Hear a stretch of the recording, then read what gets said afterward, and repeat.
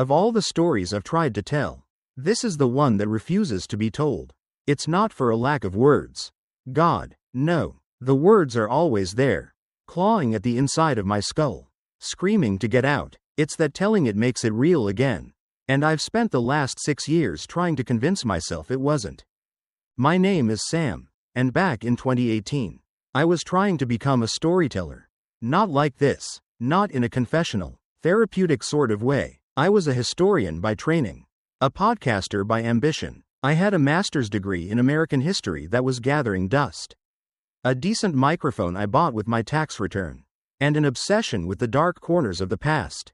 My niche, I'd decided, was forgotten footnotes, the strange, unresolved events that get a paragraph in a textbook but contain entire worlds of mystery. I'd done a few episodes. The disappearance of the USS Cyclops. The strange case of the Greenbrier ghost. They were fine, researched, well-produced, and utterly devoid of an audience. I knew I needed something bigger. A magnum opus. A multi-part series that would put me on the map.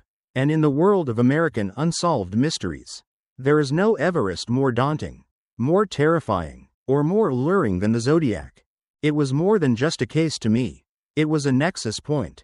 It was about the failure of institutions, the birth of modern media sensationalism, the dark side of the summer of love. It was about a man who turned a city of free love into a city of fear.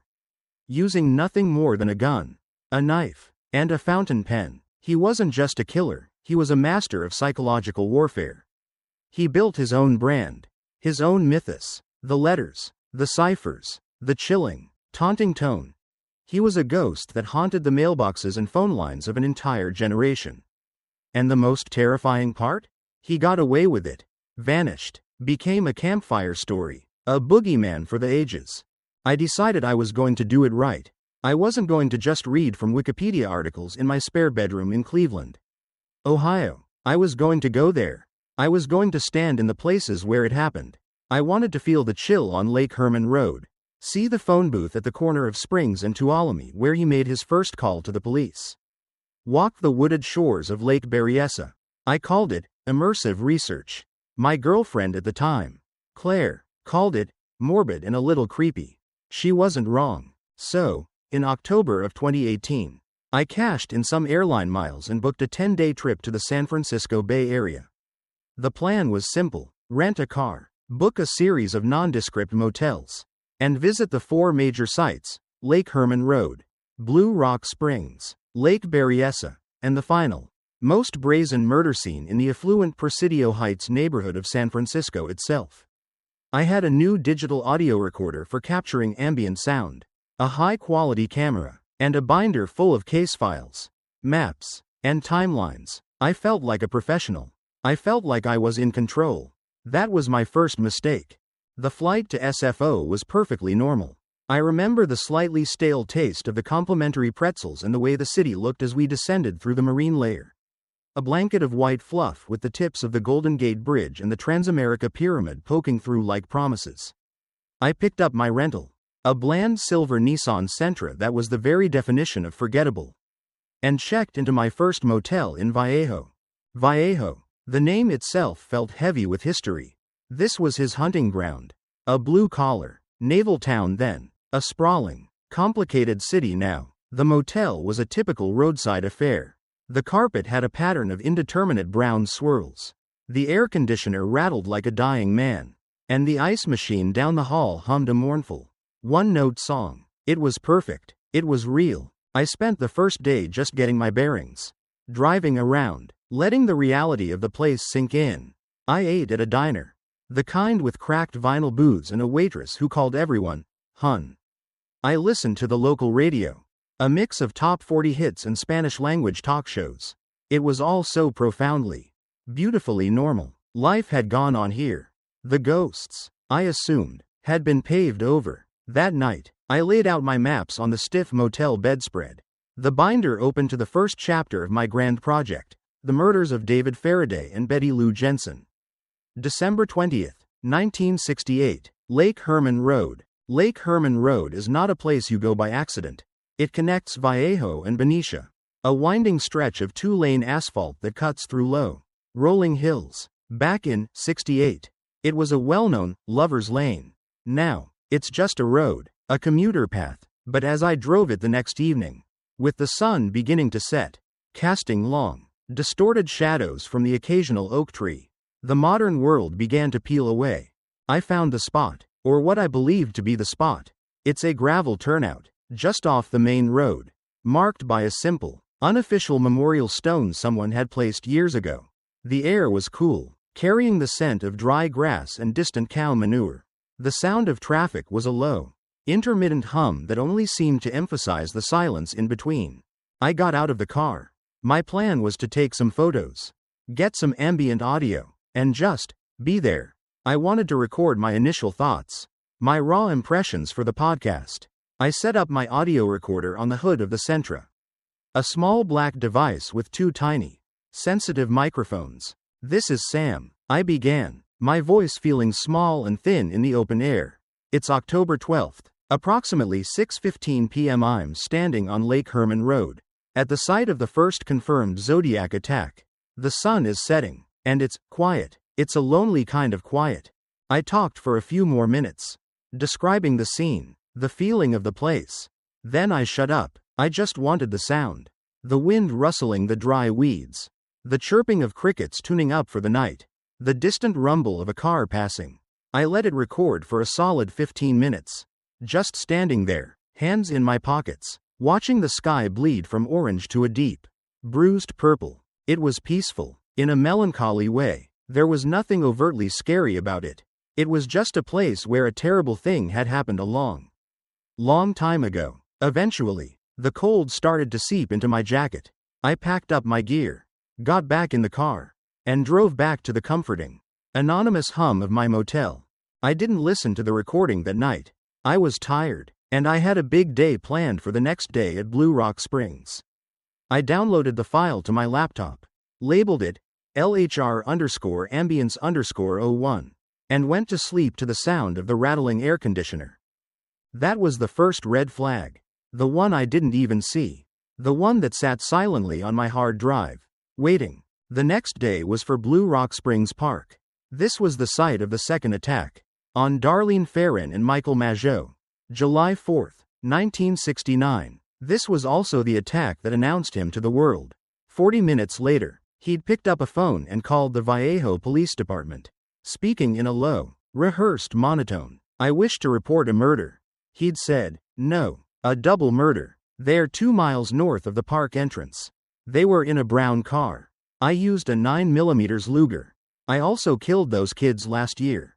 Goodbye." Unlike Lake Herman Road, Blue Rock Springs was still a public park. Golf course, picnic areas, the works. I got there in the late afternoon. Families were out. Kids were laughing on a playground. A guy was practicing his golf swing. Again, the sheer, crushing normality of it all. It was jarring to stand there, looking at a perfectly manicured green, knowing that just a few hundred yards away, a man had walked up to a parked car and methodically, cruelly, ended one life and ruined another. I found the parking lot from the police reports. It was empty now, save for my rental. I did my routine, took pictures, recorded some thoughts, and then just sat in my car, looking at the spot where Darlene Ferrin's Corvair had been parked. I tried to imagine the scene. The flash of a bright light in the rearview mirror. The assumption it was police. The sudden, deafening roar of the gunshots. The smell of cordite. The shattering glass. As I sat there, lost in thought, I got that feeling. It's a feeling everyone knows. The little prickle on the back of your neck. The sudden, baseless certainty that you are being observed. I scanned the area. The parking lot was bordered by a line of trees and thick brush that separated it from the golf course. The sun was low, making the shadows deep and hard to penetrate. I saw nothing. A bird took flight from one of the trees. That was it. Just your imagination. "Sam," I muttered to myself. "You're psyching yourself out." It was the most logical explanation. I was in a place where a horrific event occurred, actively trying to immerse myself in it.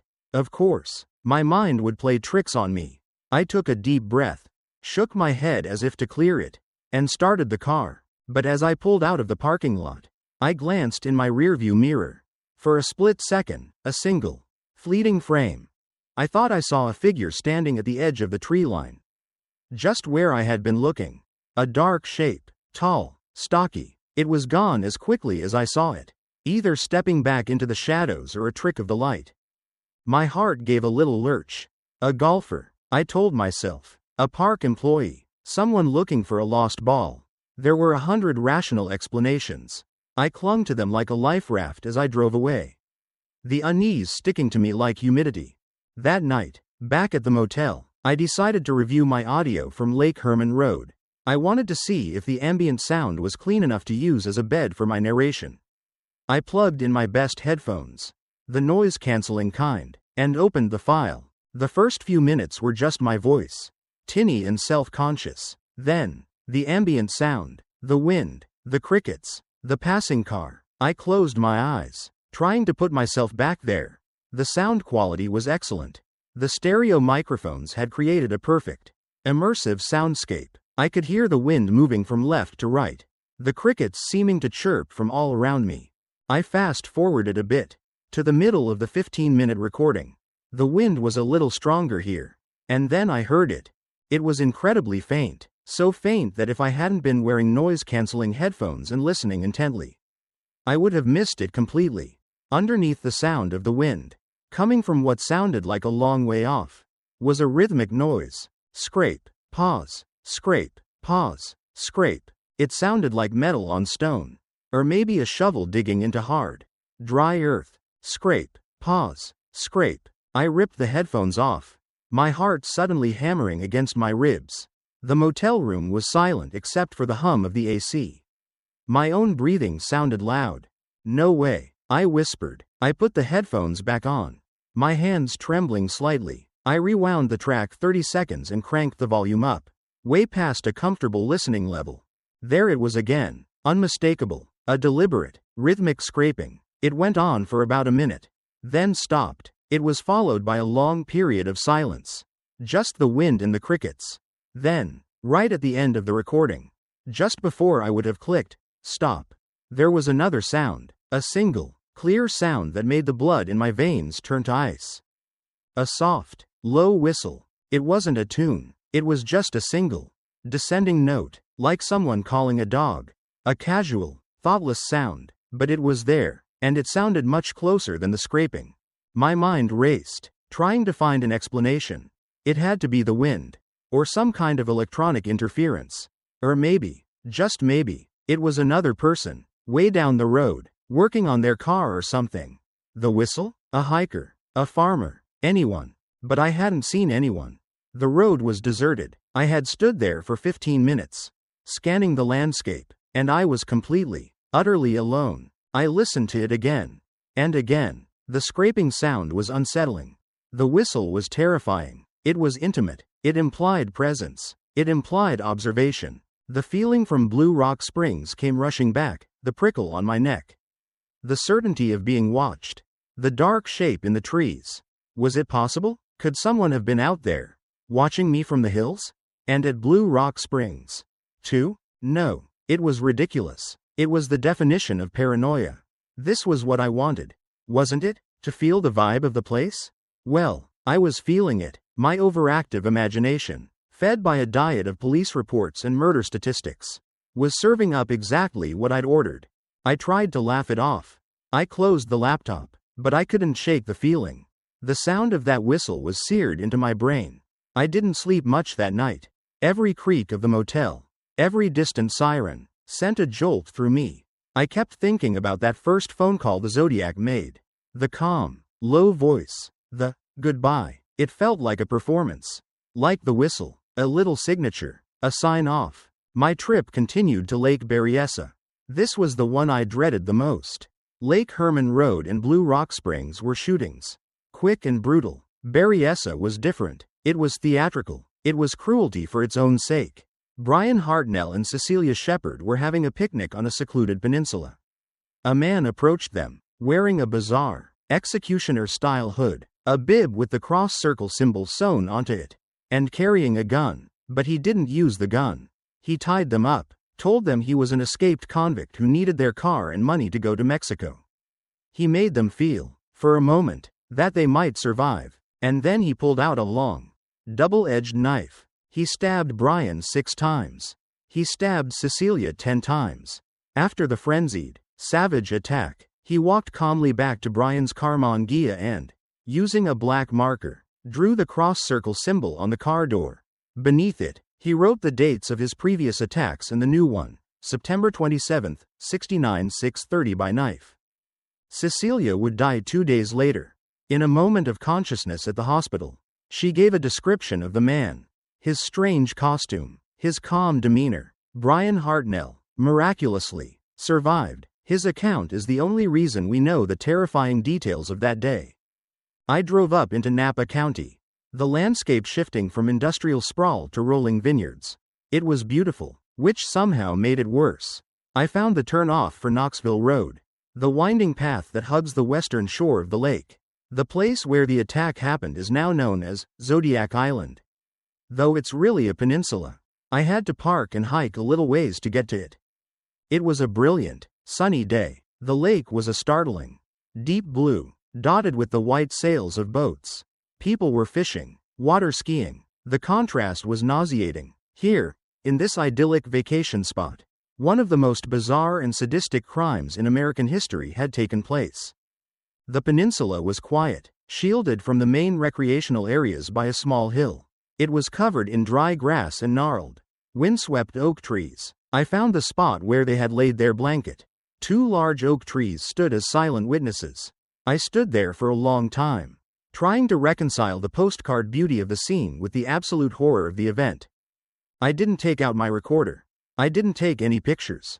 It felt wrong. It felt like trampling on a grave. My unease from the past 2 days had solidified into a low-grade, persistent dread. Every person I saw, a fisherman casting his line from the shore, a couple walking their dog on a distant trail, seemed to warrant a second look. Was their build right? Did they walk with a certain kind of purpose? I was starting to see phantoms everywhere. I was about to leave when I saw it. At the base of one of the oak trees, tucked partially under a root, was a rock. It was a simple, flat piece of gray slate, about the size of my hand. It wouldn't have caught my eye at all, except for one thing. Scratched crudely into its surface was a circle with a cross through it.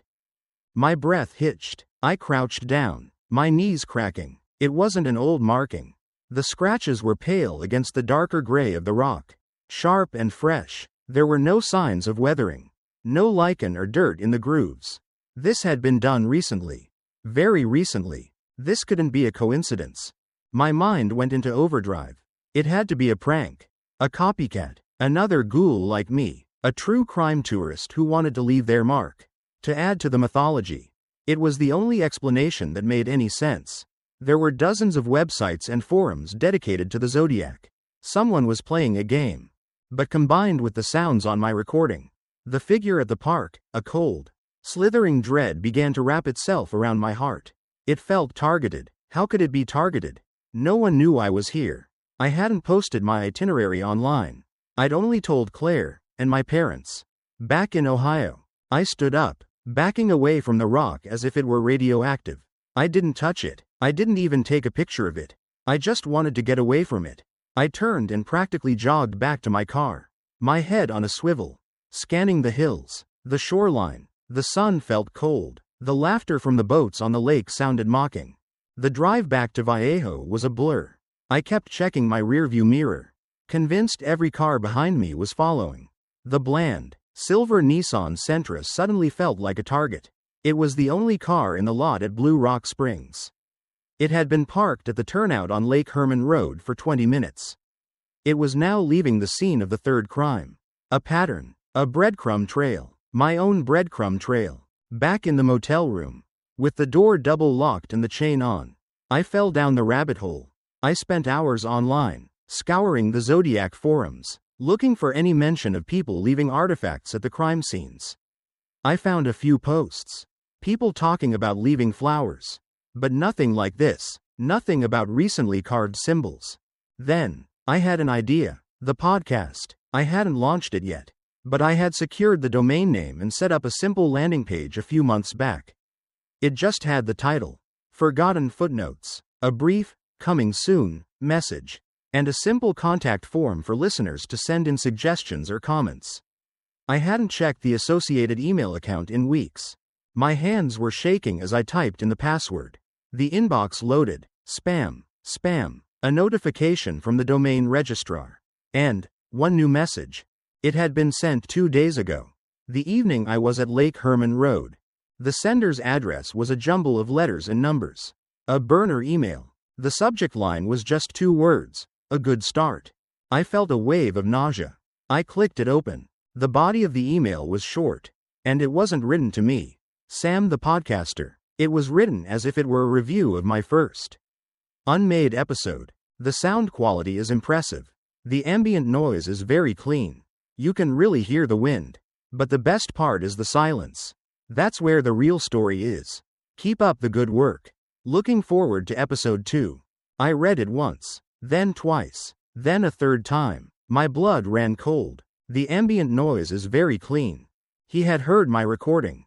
Or he knew I had made one. How? How could anyone possibly know? I hadn't uploaded it. I hadn't told anyone about it. My laptop was password protected. The only way was if he was there. He was there. The scraping sound. The whistle. It wasn't my imagination. It was him, watching me from the darkness of the hills. The email was a direct confirmation. A message. I see you. I hear you. The rock at Lake Berryessa was the second message. I know where you're going. This wasn't a game anymore. This wasn't a morbid tourist leaving a creepy souvenir.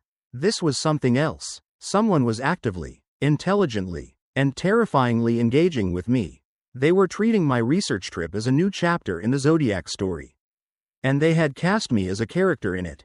I should have gone home. I know that now. I should have packed my bags, driven to SFO, gotten on the first flight back to Ohio, and thrown my laptop into a river. But I was trapped by fear, yes, but also by a terrible, all-consuming curiosity. Who was this person? A deranged superfan who had somehow figured out my plan. A crank playing a sick, elaborate joke? My mind refused to make the final, terrifying leap. It couldn't be him. The real Zodiac would be in his 80s, maybe 90s, if he was even still alive. It was impossible. My final stop was San Francisco. Presidio Heights, the site of the last confirmed murder. The taxi driver Paul Stein. On October 11, 1969. This one was the most audacious. A murder in a wealthy, residential neighborhood. The killer had even taken a piece of Stein's bloody shirt as a trophy. A piece he would later mail to the San Francisco Chronicle to prove he was the killer. He was nearly caught that night. 2 officers responding to the scene saw a white male walking away. But the dispatcher had mistakenly reported the suspect as being black. So they let him go.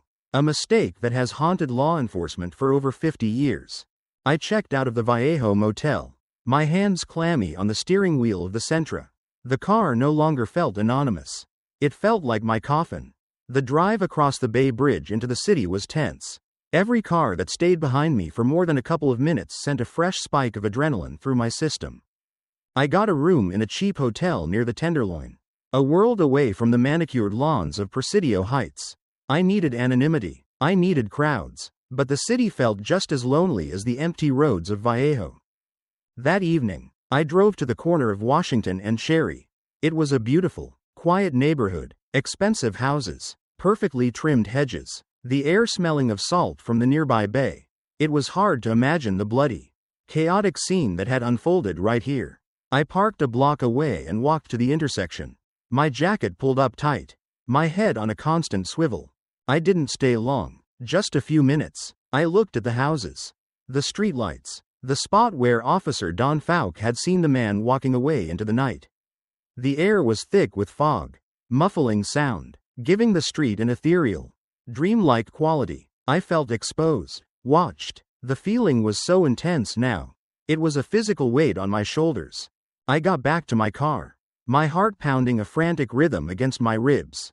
As I pulled away from the curb, a car parked on the opposite side of the street flicked its headlights on. It was an older model car, a sedan, dark in color. I couldn't make out the make or model in the foggy gloom. It pulled out and started following me. Coincidence, I said aloud, my voice trembling. It's a residential street. Someone is just leaving. I took a right. The car took a right. I took a left. The car took a left. It stayed a polite distance back. Maybe 3 or 4 car lengths. Its headlights too steady. Unwavering eyes in my rearview mirror. Panic, cold and sharp, seized me. This was it. The game was escalating. From sound, to a physical object, to an email, and now to this. A direct, undeniable pursuit. My historian's brain, the part of me that was still clinging to rationality, screamed at me, get the license plate, get the make and model. But the primal part of my brain, the part that had taken over, screamed only one word: flee. I slammed my foot on the gas. The little Nissan's engine whined in protest as I shot through the quiet, foggy streets of Presidio Heights. I was a terrible driver, unfamiliar with the city, my hands slick with sweat on the wheel. I took turns at random, speeding down streets lined with multi-million-dollar homes. I could hear the other car's engine, a deeper, throatier sound, keeping pace effortlessly. I ran a stop sign, earning an angry honk from a car I hadn't even seen. My mind was pure tunnel vision. All that existed was the road ahead and the 2 lights in my mirror. He wasn't trying to catch me. Not yet. He was hurting me, toying with me, just like he toyed with his victims. He was enjoying the fear. I found my way to Presidio Boulevard, a wider street, and gunned it, weaving through the sparse traffic. I risked a glance in the mirror. The lights were still there, unwavering, patient. I don't know how long it went on. 5 minutes? 10? It felt like an eternity. Finally, I saw the entrance to the 101 freeway. An escape. I swerved onto the on-ramp without signaling, cutting someone off. The freeway was a river of light and motion. I merged recklessly into the fast lane, pushing the Sentra to 80, then 90. I looked in the mirror. For a few terrifying seconds, I saw the dark sedan merge behind me, its headlights closing the distance with terrifying speed. And then, just as suddenly, it swerved, taking the very next exit, and vanished. Just like that, it was over. I kept driving for another 20 minutes, my body shaking uncontrollably, before I finally pulled off the freeway and into a brightly lit gas station. I sat there for a long time, under the fluorescent glare, the engine ticking as it cooled, just trying to breathe. Who was he? How did he know? The questions hammered at me, but there were no answers. Only the cold, terrifying certainty that this wasn't random. This was a story, and I was in it. And I had no idea how it was supposed to end. When I finally got back to my hotel room, I felt broken. The thrill of the chase, the intellectual curiosity, it was all gone, burned away by pure, animal terror. All I wanted was to go home. I sat on the edge of the bed, the city lights painting patterns on the wall, and for the last time, I opened my laptop. I had to know if there was another message. There was. Sender. The same anonymous, jumbled address. Subject: Episode 3. My finger trembled as I hovered the cursor over the message. I didn't want to open it. I knew, with a certainty that went deeper than bone, that whatever was inside would change everything. But I couldn't stop myself. I clicked. There were no words this time. Just an attachment. A single image file. A JPEG. The download took only a second, but it felt like a lifetime. The image opened on my screen. It was a photograph, taken from a distance, with a telephoto lens. The quality was slightly grainy, as if shot in low light. It was a picture of me. I was standing on the peninsula at Lake Berryessa. My back was to the camera. I was looking out at the water, my hands in my pockets. The 2 oak trees were perfectly framed on either side of me. And there, at the base of the tree on the right, almost hidden in the shadow, was the flat, gray rock with the cross-circle symbol on it. The picture had been taken before I found the rock. He was there. He had placed the rock. Then he had retreated into the hills, into the trees, and he had waited. He had watched me arrive. He had watched me stand there, lost in thought. He had watched me discover his little gift, and he had taken a picture to prove it. I stared at the image, my mind completely blank. The level of planning, of patience, of sheer, predatory arrogance it would take to do this, it was inhuman. This wasn't a prankster. This wasn't a copycat trying to get a thrill. This was a continuation. My eyes scanned the photo, desperately looking for a clue, for anything. And then I saw it. In the bottom right corner of the image, almost lost in the digital noise, was a watermark, faint, white text. It looked like a date stamp from an old camera. But it wasn't a date. It was a string of characters. A code. A cipher. It was only a dozen or so characters long. A mix of letters, numbers, and symbols. Some of them looked familiar. Like symbols I'd seen in the famous Z340 cipher that had remained unsolved for 51 years. My blood turned to ice. This was his signature, his calling card, a new piece of the puzzle, delivered directly to me, a personal, terrifying invitation into his world. He wasn't just following me. He was communicating with me in his own native language, the language of terror and cryptography. I slammed the laptop shut. A strangled sob escaped my lips. I stumbled to the bathroom and retched into the toilet, my body convulsing with a fear so profound it was physical. That was the end of the line. The end of the project. The end of my ambition. I didn't sleep. I sat in a chair facing the door, listening to every footstep in the hall, every siren in the distance, until the first gray light of dawn broke over the city. I booked the first flight I could get to Cleveland. I packed my bags in a frenzy, leaving behind some clothes, a book, anything that would slow me down. I wiped my laptop's hard drive in the hotel's business center. I didn't just delete the files. I used a program to override the data, to obliterate the photo, the emails, the audio recording of the whistle on Lake Herman Road. I wanted it gone. I needed it to be gone.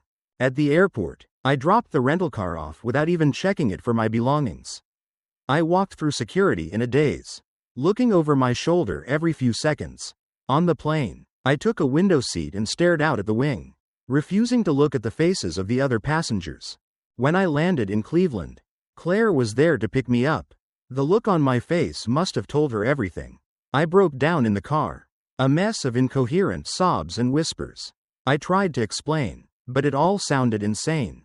A scraping sound, a figure in the trees, a rock, a car following me, an email, a photograph, strung together. It sounded like the ramblings of a madman. She believed me, though, or she believed my terror was real, which was enough. The podcast, Forgotten Footnotes, never happened. I sold the microphone. I let the domain name expire.